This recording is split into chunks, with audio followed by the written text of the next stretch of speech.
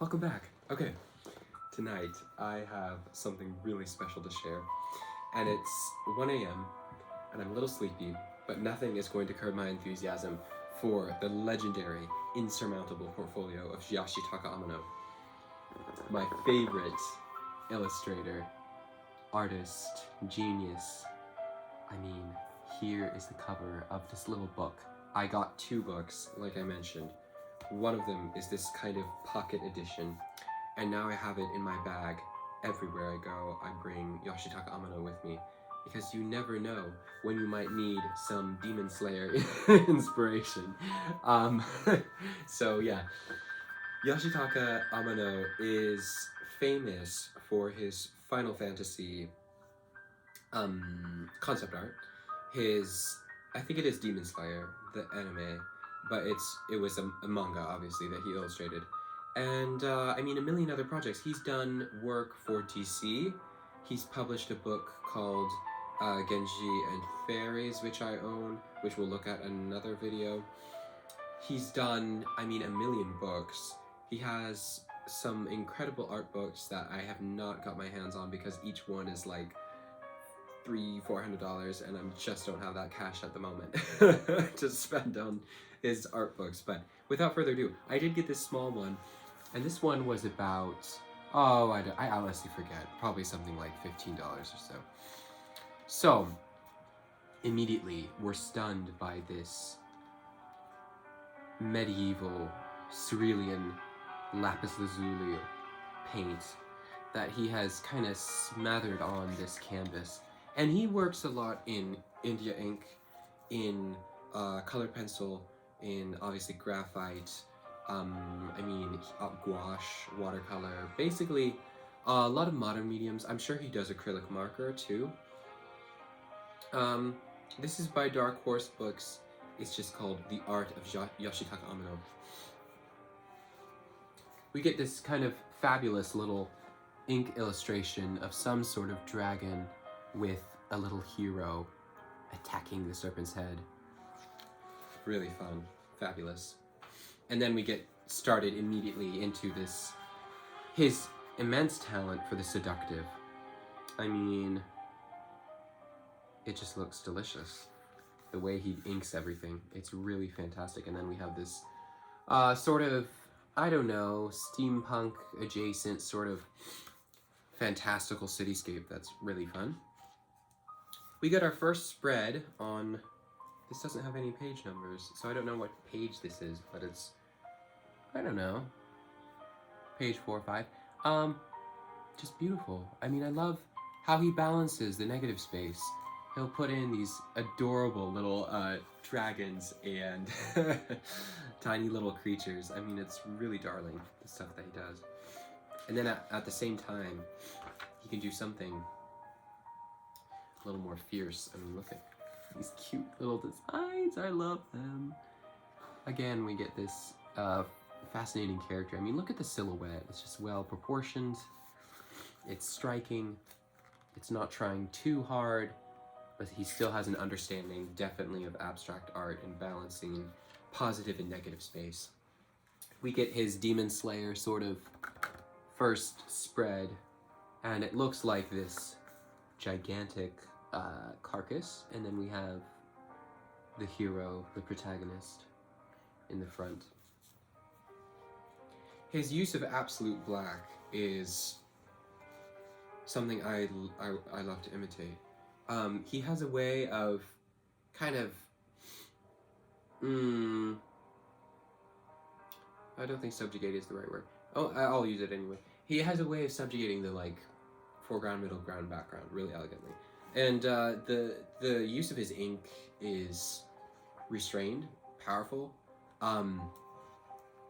He does a good job of keeping silhouettes as silhouettes. He doesn't get very muddy with his form. As you can see, I'm gonna cover this up. I don't know. I don't know who this is. I don't know if I'm gonna get not demonetized, in trouble if I show this. So I'm gonna cover it up.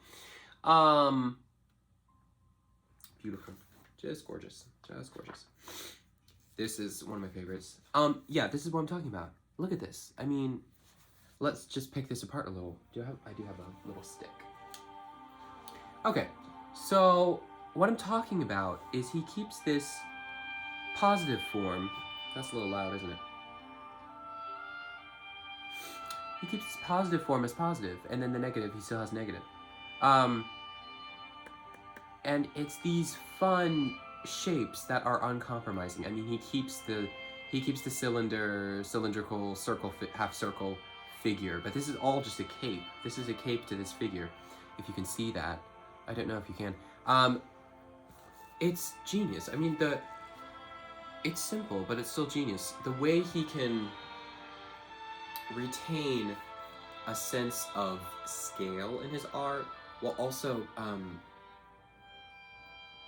do I explain it? I mean, it's almost like Japanese prints in the way, well, obviously, but it's Japanese prints in the way that it's blocking out shapes. It's not confusing the viewer. The viewer is immediately struck by a shape and falls in love with the shape, and then it kind of unfolds each layer. It's like a spiral effect. Gorgeous fashion illustration. Probably still part of the Demon Slayer spread, but I mean, I just love it. It's all great. This is a particular favorite of mine. So you get this, vertical figure, but then you realize it is supposed to be viewed horizontally because you have this lovely cascade of hair. And I mean, just look at the attention to detail. Each one of these flowers, these peonies, these roses, I mean, and then he still uses that absolute black. The absolute black is critical in grounding the piece in reality. He's not just floating in pastels. He's not just keeping everything really light and airy. He grounds it with that absolute black, that ivory black. And it's almost like what I admire about good charcoal sketches. Charcoal is almost architectonic in the way that it's sturdy, it's not moving, it's fundamental. And in the same way, guys, I'm sorry, I'm yapping so much. Bear with me here. But I don't talk this way in real life. But when I talk about art, it's really important to me, so I'm using all this crazy language. Okay. But the black is important. He's not floating away with all his color palette, right? He's grounding it in something, and that's what I'm trying to say. This is one of my favorite pieces. My 3-year-old nephew really admired this piece because you have these tiny little dragons. You have one up here, a beautiful mirror effect, and it's amazing the way he uses Baroque abstract theory to map out his paintings. Let me explain. Look carefully at the way this blue rises up, and it has this conclusion in these two horns, and one of them starts this long abstract trail of this sort of spindly little organic shape that travels around, and the sword would be lost in this mirror but for its puncturing through this mirror shape. The figure is framed. You get this, your eye travels along the sword, it curves up, around, back down, and then you have this dashing yellow cape cutting the figure in half. You get all these complex swirling shapes, and then you get these beautiful moments where kind of the organic shape of these dragons just pops up and around like a little bough, like a leaf, And it's delightful. It's genius. It's simple, but it's delightful. He really is understanding what the great Baroque masters were trying to tell us about abstract shapes in masterpieces. It's like looking at Botticelli's Venus. You have to... It was Botticelli, wasn't it? I'm gonna be so embarrassed it wasn't Botticelli. Anyway, but you know the one. Her emerging from the ocean. There's so much more to unpack with Yoshitaka Amano's work, kind of like a Botticelli or a Raphael. I mean, come on now. It's glorious. You get this firm column and then these heads poking out, and you get this rhythm of reds and rhythm of blues, and it's all triangulating perfectly. It's delightful. I mean, he's not overthinking it, I don't think, but at the same time, he's not underthinking it. Nothing's underbaked in his brain. He has a really artistic sense about him. And this is what I'm talking about with that grounding absolute black. But notice, he's not doing all black on the background. He's doing a gradient, right? So the eye glides along into the form, and then the hair is a soft contrast into that background. It's a good thing to study. And I don't like when people talk about illustrators as being almost incapable of understanding fine art. This is fine art. It's something transcendental. It's something, but at the same time, it's something grounded. And you can really learn a lot from Yoshitaka Amano. You can. He's using the same principles as Michelangelo. I said what I said. I said what I said, and I'll say it again for the kids in the back. He is using the same principles as Michelangelo. And I love this. This looks like Initial D drivers, you know, with their fun fashion. I love that anime Initial D. Really, really fun streetwear. Demon Slayer. And even the way he's designed this hat as a reoccurring motif, it's perfect, isn't it? It's like an expressive flow of hair. It's a great gesture that you can always, I mean, he always has it. Let's look at the cover again. He always has it in that crazy sort of pointed manner, and it matches the nose and the chin. His anatomy is so curious in the way that he has the chin pointing out and the nose always kind of curving in and out. And it's very artistic and calculated in the way that he's doing this. I mean, he's thinking about these things. He's thinking of what would complement these shapes the best. I mean, just look at this. He has framed an entire figure in this tiny little box, and yet our eye continues to cycle around this figure. It's a closed loop, and this is something very important. My previous college professor, Professor Reed, I took some painting and drawing lessons under him, and this is a very important concept to remember. You don't want the loop to go off the canvas unless it's very intentional. And that's something I'm looking over the studio at the painting I'm doing right now of the floating figure that we've been doing some progress on, and that's one where it's close to being out of the canvas. Let me talk about Yoshitaka. Let me stay on topic here. We'll just talk about him. It's close to being outside of the canvas. Look at how close his figure's foot is from breaking the box, but it doesn't. Let me turn this down. Sorry, I'm being kind of I don't know, kind of demanding with I'm just very passionate about this, you have to understand. But he doesn't break this loop, and it's very important because that's how the cycle is contained, and it means scale doesn't matter so much in art when you have a closed loop inside a frame. Always remember frames. They're incredibly important, and it's the foundation of architecture. Architecture is nothing more than the art of framing. Framing thresholds, framing paths, framing views, and there went my music. Oh my goodness. Always a distraction when I'm getting to the meat of the topic. And the same with fine art. Architecture exists to frame fine art, whether that be sculpture, whether that be the person himself or herself. So remember that, it's really important. I need to breeze through some of these because I'm taking way too long. I'm really passionate about this, as you can tell. Okay.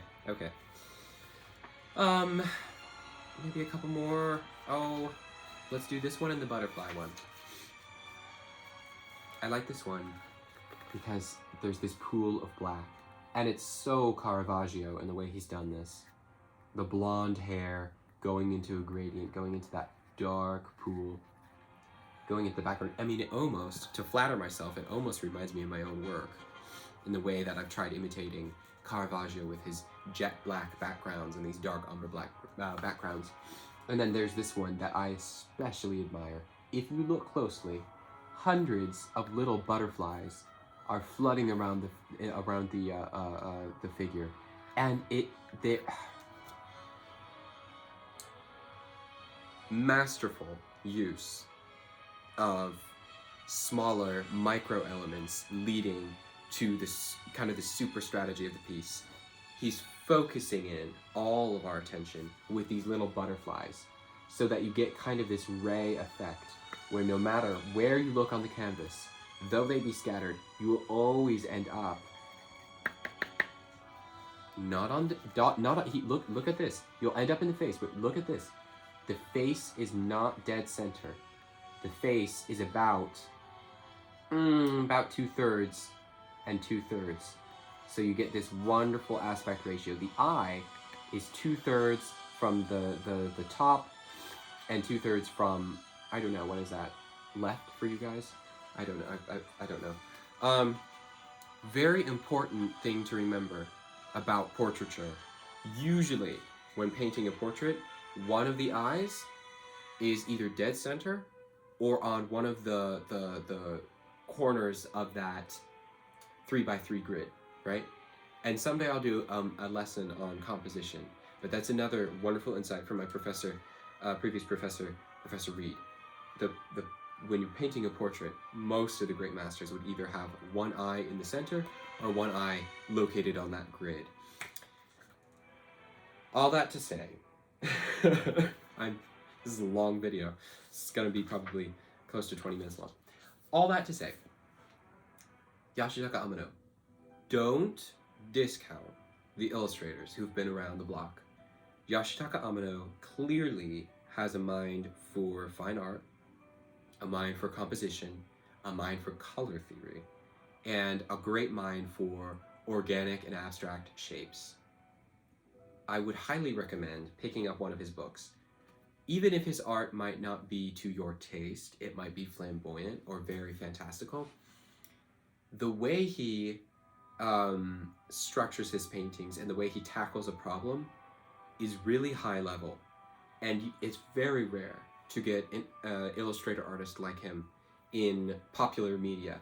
And Final Fantasy is blessed to have him as an concept illustrator. I know he's even done an exhibition where he's taken the theme of Batman and made him into kind of a high fashion, almost a couture-like,